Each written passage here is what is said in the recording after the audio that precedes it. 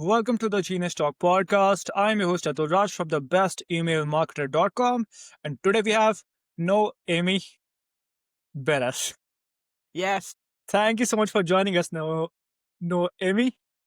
Thank you, Atul. Thank you, Atul, for inviting me on your show. It's a pleasure to be here. Yep.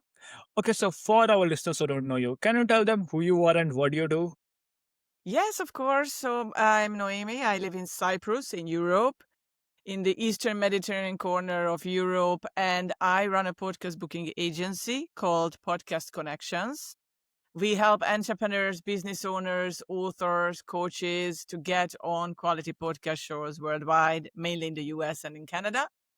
And we provide them with a done for you service. We are like a PR agency helping people get on quality podcasts and Okay. sharing their knowledge and stories. Okay. Can you walk us through the process of working with you and getting booked on the podcast? Yeah, absolutely. So first of all, people reach out to us because they don't have the time and energy to do the research and to find the podcast for themselves. So basically, they want help with that. So what we do once we establish a connection with them, we organize a discovery call with them, which means that we get on a call and we go through their bios, we go through their topics, their talking points, their call to action. So basically everything, and to help them to be better guests.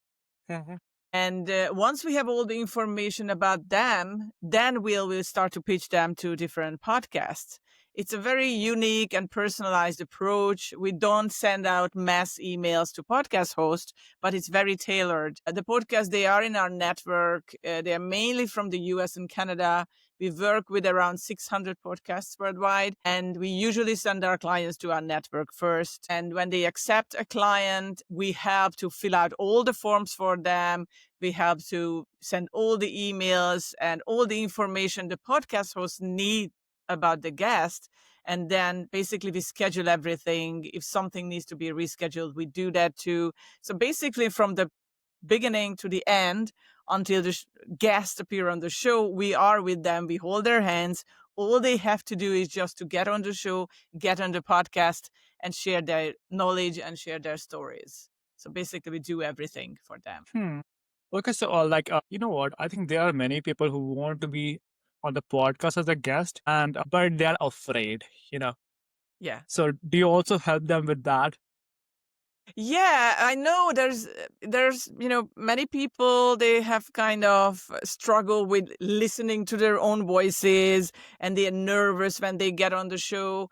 Absolutely, we help them to prepare for their first interviews. Many of our clients are seasoned podcast guests, so they don't have problem with that. What we do also work with people who are starting out in podcast guesting, so we help them with advice how to do it for the first time. We did mock interviews with them before the real interview. We can record that. We can go back and listen and improve things that they're not sure about. Listen. They can listen back to themselves. So yes, we do help them to feel more comfortable. I always tell them to do a few breathing exercises before the interview just to calm their nerves and relax, because it is nerve wracking to be on your first podcast interview. It's for everyone. Like, we always had the first one, and it wasn't usually the best one for the first time as a podcast guest. Yeah. So can you share a couple case stories of people you have helped who are very very thankful that you guys Yeah, helped them get booked on a podcast? Yeah, we have many actually. In the past, I mean, we started our podcast booking agency in 2020. So we work with many clients from the US and Canada. And for example, we had a client who hired us to do his book launch. His name is Richard Wyman. So I just a little shout out to him.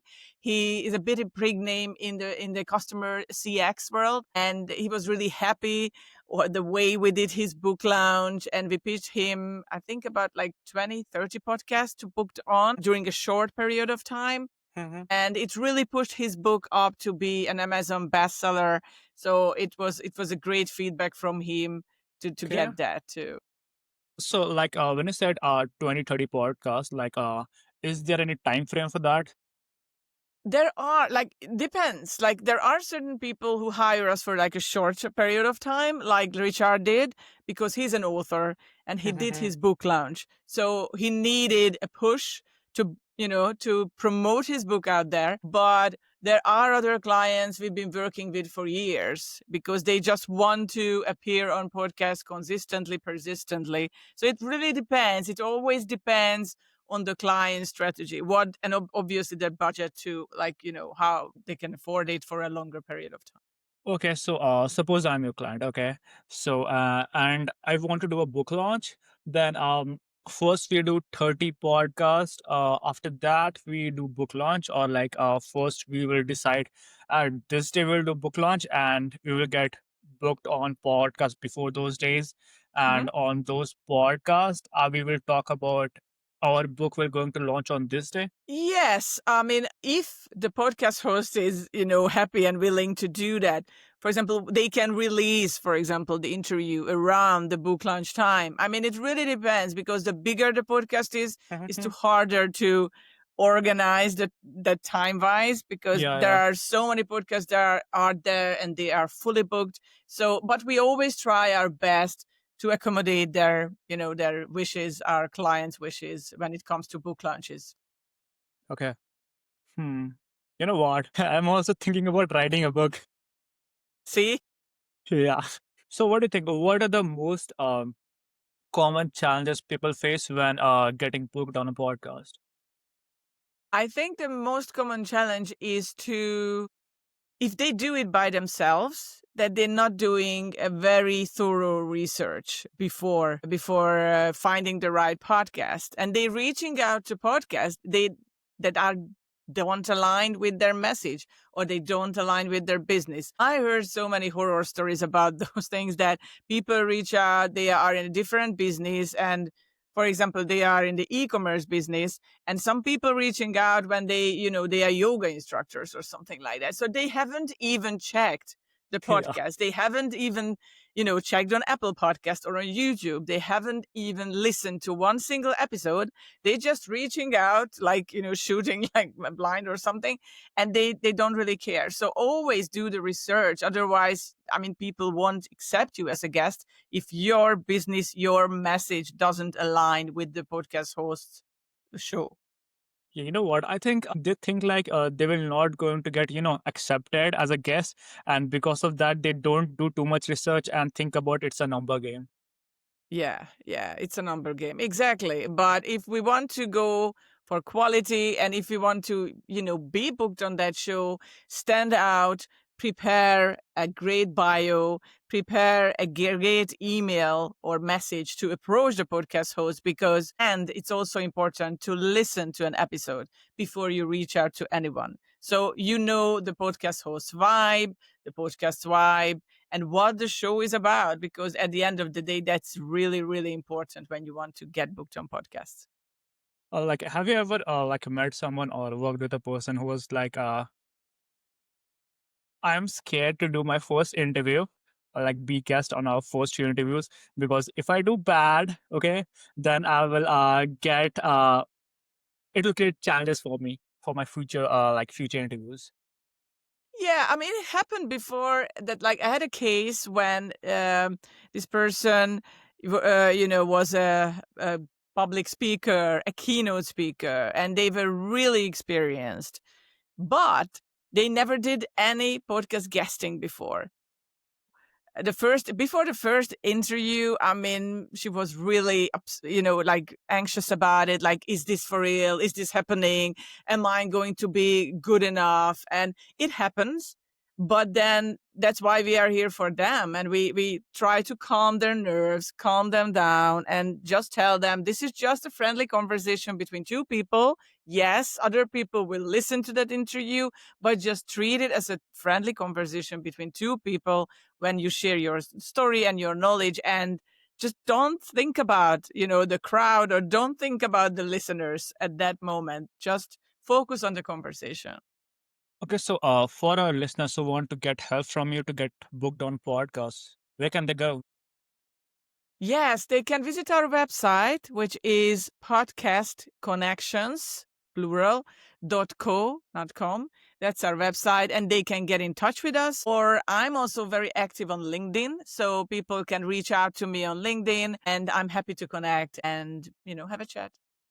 Okay, so looking back when you started, what's one lesson you would tell yourself if you could restart today? And yes, focus would be on building your podcast agency. Yeah, that's a great question, Atul. I think I don't really think about like mistakes I did before, but just to reach out to people and be more open and be more vulnerable with them. Because sometimes when you're starting out, when you're starting a business, you are kind of desperately want your first clients. And that kind of desperation really feels like the people can feel it when you're desperate and you desperately want client on board. So if I could turn back time and think about myself, just being more relaxed, getting my Yeah, first yeah, clients, because they will come. You just have to be patient and yeah. no desperation. Just focus on how you can serve people and how you can help them. You know what? There's one thing I learned about this like a few years ago. It was this: have so many people on your pipeline, okay, that you don't even worry if they say no, no, no, and Yeah. no. Yes. Yeah. That's very true. I mean, that's a great advice for sure. Absolutely. Yep. So, is there anything else that you would like to share? Yeah, one thing I think that's important when you do podcast guesting, that you being consistent with it and don't give up, because you will get some no's. If you do it by yourself, and even if you hire a podcast booking agency, there will be some no's from the podcast host. Not everybody wants you as a guest on their podcast, and that's okay. You don't have to be obsessed with that, like, oh my God, they said no, so I'm not a good guest, and now I'm just stop podcast guesting altogether. Yes, there will be a couple of no's along the way, but just being consistent, persistent, and just keep going and repeat it, and you will get on great podcasts. So, in book launch, while doing book launch, what do you think? Is there should be a benchmark? Is like we have to do this numbers of podcasts at least before launching our book? Would say when it comes to a book launch, it's a good idea to do at least 15, 20 interviews. So if you are really into that, and if you want to really push and promote your book, and it can be a pre-launch, it can be a post-launch, it depends which strategy you will pick, but at least 15, 20 interviews. And the other thing is that, like, when you're promoting a book, or when you wrote a book, you will never stop promoting your book. Like, as long as you live, you promote those books that you've written. So I think it's a good idea to do as many interviews as you can do to promote that book in your life. Yes, make it a habit and do one podcast each day. Yes. Okay, Naomi, thank you so much for joining us, and it was really fun talking with you. Thank you so much. Thank you, Atul, for interviewing me. Thank you so much.